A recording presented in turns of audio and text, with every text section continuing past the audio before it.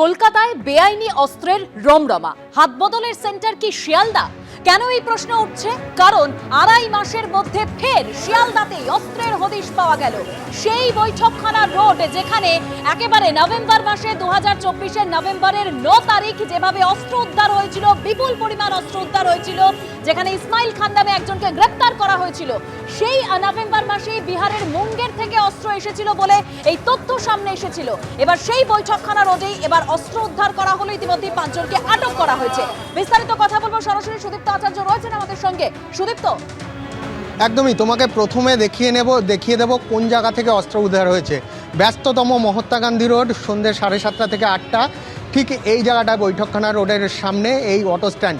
এখানে স্থানীয় বাসিন্দা যারা প্রত্যক্ষদর্শী তারা জানাচ্ছেন যে এখানে 5 জন যুবক তারা পিঠে ব্যাকপ্যাক নিয়ে দাঁড়িয়েছিল এবং হঠাৎ কয়েকজন এসে তাদের ধরে এবং একটা ধস্তাধস্তি তৈরি হয়।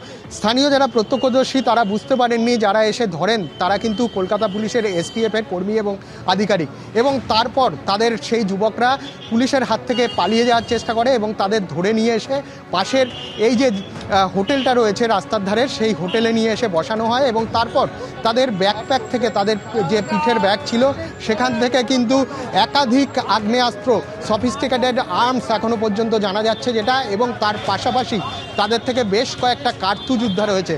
আমার সহকর্মী রোজারিও দেখাচ্ছেন যে যাদের আটক করা হয়েছে যে সেই 5 জনকে কিন্তু এখানে বসিয়ে রাখা হয়েছে এবং যে সিজার প্রক্রিয়া, সেই প্রক্রিয়া কিন্তু এসটিএফের, কলকাতা পুলিশের এসটিএফের আধিকারিকরা তারা কিন্তু চালাচ্ছেন। পাশাপাশি যে 5 জনকে আটক করা হয়েছে সেই 5 জনের মোবাইল, বেশ কয়েকটা মোবাইল তাদের থেকে সিজ করা হয়েছে, মানিব্যাগ সিজ করা হয়েছে, এবং যেটা জানা যাচ্ছে যে একাধিক সফিস্টিকেটেড আর্মস কিন্তু নিয়ে আসা হয়েছিল এবং এসটিএফের কাছে সোর্স ইনফরমেশন ছিল, যেটা আড়াই মাস আগে যেরকম ঘটনা ঘটেছিল মুচিপাড়া থানা এলাকার বৈঠকখানায়, যে ঘটনা ঘটেছিল ঠিক সেই রকমভাবেই কিন্তু কলকাতা পুলিশের স্পেশাল টাস্ক ফোর্সের অফিসার এবং কর্মী তারা কিন্তু অপারেশন চালান এবং সোর্স ইনফরমেশন মারফত তারা সন্ধ্যে থেকেই কিন্তু এখানে মোতায়েন ছিল, একদম সাদা পোশাকে সিভিল ড্রেসে তারা কিন্তু মোতায়েন ছিল। এবং এই 5 যুবক এই অটো স্ট্যান্ডে এসে দাঁড়ানোর পরই তারা কিন্তু চারদিক দিয়ে ঘিরে ফেলে এবং যারা প্রত্যক্ষদর্শী তারা জানাচ্ছেন যে পুলিশ ঘিরে ফেলেছে, এইটা বোঝার পরেই তারা কিন্তু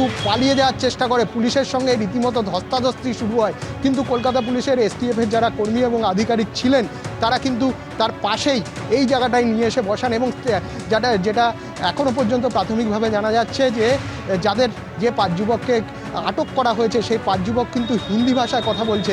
আমরা আগেরবার দেখেছিলাম যে বৈঠকখানা রোড থেকে যাকে গ্রেপ্তার করা হয়েছিল সে কিন্তু মুঙ্গের থেকে অস্ত্র নিয়ে এসেছিল, অর্থাৎ বিহারে একটা জোট ছিল, এবং এই 5 জনকে যাদের আটক করা হয়েছে তারা কি ভিন রাজ্য থেকে অস্ত্র নিয়ে এসেছিল, এখানে কি উদ্দেশ্যে অস্ত্র নিয়ে এসেছিল, সেগুলো কিন্তু কি উদ্দেশ্যে অস্ত্র এনে মজুত করা হয়েছিল, কোনো নাশকতার ছক ছিল কিনা, এই প্রশ্নও কিন্তু সামনে আসছে।